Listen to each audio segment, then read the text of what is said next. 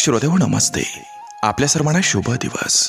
श्रोतेहो, मानसिक तणाव हा तोड असतोय जिथं लोक आत्महत्येचा मार्ग निवडतात, तर मानसिक ताण तो असतोय जिथं तुम्हाला अंधाराबद्दल आत्मीयता आणि आवाजाचा तिरस्कार निर्माण होत असतोय आणि तुम्ही त्या ठिकाणी पोहोचता जिथं तुम्हाला खूप काही आवडत असतं पण काही नको असतंय.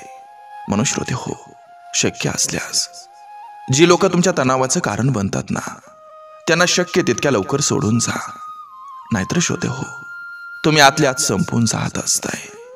नक्की विचार करा. चला, आजही आपल्यासाठी सुंदर विचारांची ही शिदोरी, ही मालिका अशीच पुढे घेऊन आलोय. चला करूया सुरुवात सुंदर विचारांना, सुंदर सुविचारांना.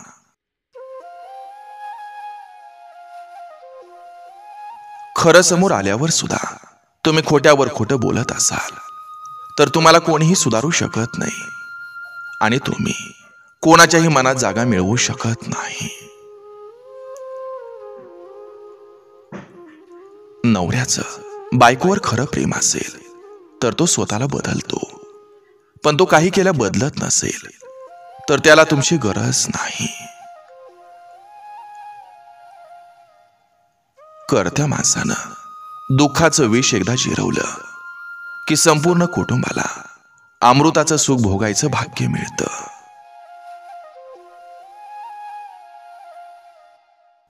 ज्याला आपली खरंच गरज असेल तर तो स्वतः एक वेळेस नाही तर अनेक वेळा आपल्याला मनवायला येईल. जो येणार नाही तिथं नातं संपत चाललंय असं समजावं.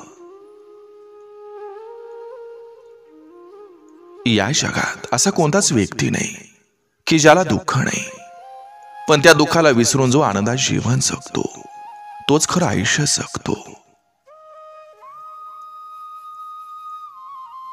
माणूस इतका पण वाईट नसतो जितका त्याची बायको समजते, आणि माणूस इतका पण चांगला नसतो जितका त्याची आई समजते. पण माणूस नेमका कसा असतो हे फक्त त्याच्या मित्रांना माहीत असतं. लोक तुम्हाला प्रत्येक वळणावर आपलं म्हणतील आणि तुमच्याकडून त्यांच्या गरजा पूर्ण करून घेतील, परंतु जेव्हा तुम्हाला त्यांची गरज असेल तेव्हा त्यांच्याकडे फक्त कारणं असतील, पण तुमच्यासाठी ना वेळ असेल ना मदत. प्रत्येक वेळी फुलासारखं कोमल राहून चालत नसतं. कधी कधी काट्यासारखं टोचताही आलं पाहिजे. जे लोक तुम्हाला म्हणतात ना की वेळ नाही, काम आहे, खरंच त्यांच्याकडे वेळ असतो, फक्त त्यांना तो वेळ तुमच्यासोबत घालवायचा नसतो, हे समजून घ्या. दारू आणि बाईची नशा कधी पण माणसाला प्रगतीच्या मार्गावर येऊ देत नाही.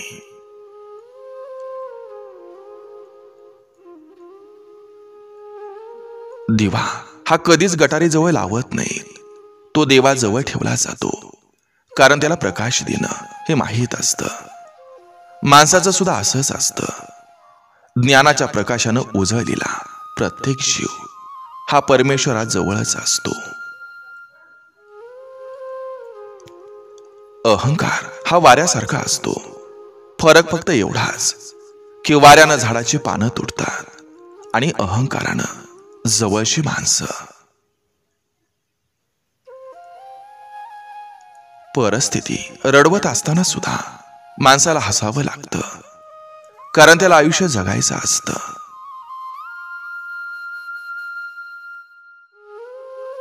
संसारात सागरा एवढं दुःख असूनही त्यातून सुखाचा मोती शोधून काढतात ते खरे नवरा बायको असतात. काही झालं तरी आपला यशाचा मार्ग सोडू नका.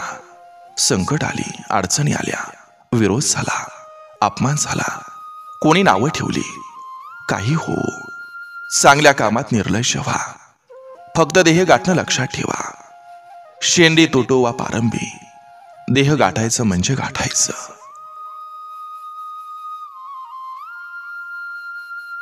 खऱ्या प्रेमात हृदय जोडली गेली पाहिजेत. मन एक असलं पाहिजे. प्रेमासाठी शरीरानंच एकमेकांच्या जवळ असणं आवश्यक नाही. जर मन एक असतील तर हे अंतर देखील एका क्षणात पार करता येतं.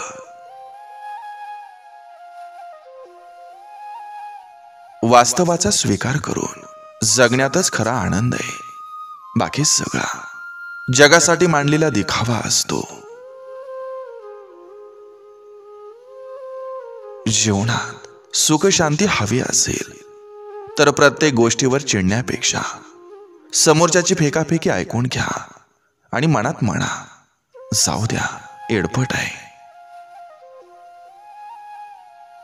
जीवनात कमावलेल्या संपत्तीपेक्षा आपुलकीनं मायेनं जोडलेली माणसं ही जास्त उपयोगी पडतात. दुसऱ्याच्या मनातल्या भावना जपणं हे सोपं नसतं. त्यासाठी आधी आपल्या मनातला स्वार्थ बाजूला ठेवावा लागतो. इतिहास साक्ष आहे खवळलेल्या समुद्राचा आणि शांत दिसणाऱ्या माणसांचा कधीच नाद करायचा नसतो. प्रत्येकाला आपली मदत करायचीच असते असं नाही. काहींना आपल्या उपकाराच्या ओझ्याखाली दाबायचं असतं, आयुष्यभर त्यांच्या इशाऱ्यावर नाचण्यासाठी. पैज लावायची तर स्वतः सोबतच लावा, कारण जिंकलात तर स्वतःचा आत्मविश्वास जिंकाल आणि हारलात तर स्वतःचा अहंकार हाराल. केवळ ज्ञान असून उपयोग नसतो, ते कसं आणि केव्हा वापरायचं याचंही ज्ञान हवं. सुंदर चरित्र आणि कर्तव्य हे कुणाकडूनच उसणं मिळत नसतं. ते फक्त स्वतःच निर्माण करावं लागतं.